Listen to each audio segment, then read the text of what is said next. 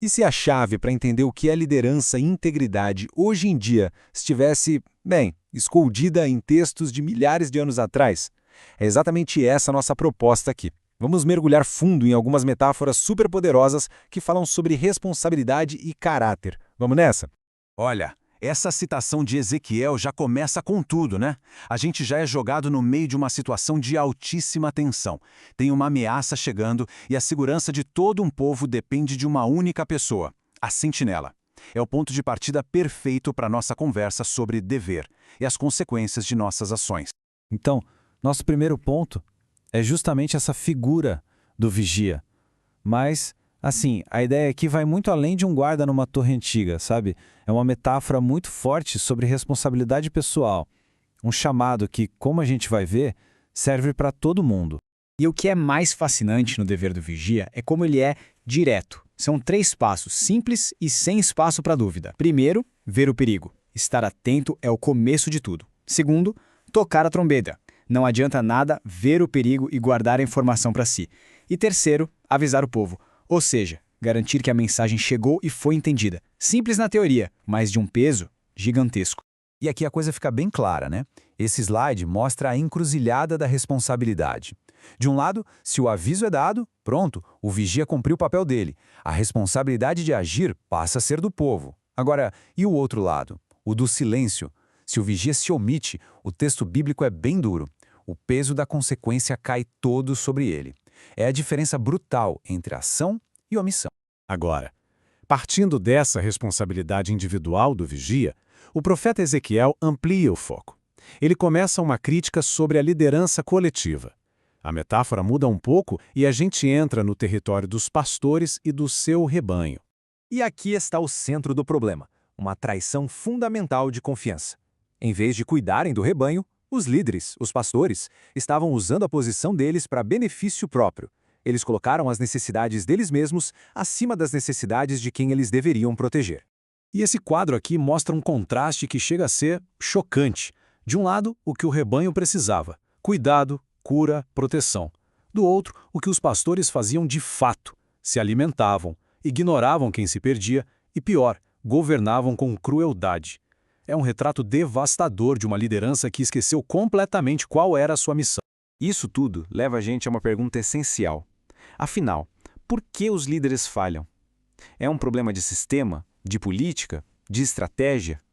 Bom, os textos que a gente está analisando aqui sugerem que a raiz do problema é bem mais profunda. Ela está no caráter. Esse provérbio é de uma sabedoria incrível.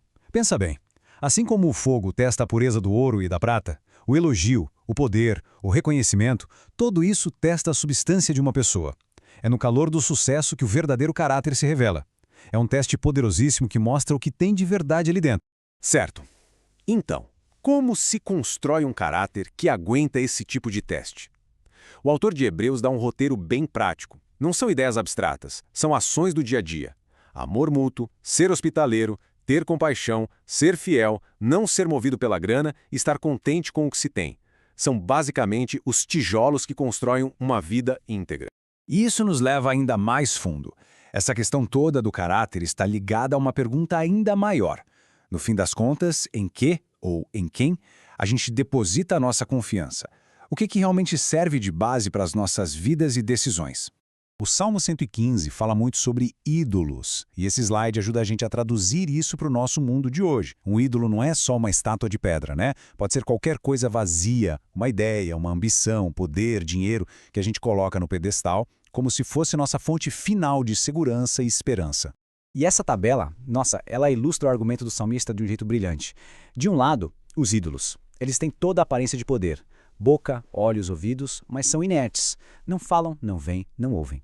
Do outro lado, uma fonte de confiança viva, que é descrita como auxílio e escudo. A diferença é total entre algo passivo e sem vida e algo ativo, que protege. E aqui vem um alerta, e ele é muito forte. O salmista diz que, quando a gente confia em coisas vazias, sem vida, nós mesmos nos tornamos vazios, ineficazes. A nossa fonte de confiança molda quem a gente se torna. Se a base não vale nada, a construção inteira vem abaixo. Então, vamos juntar todas essas peças.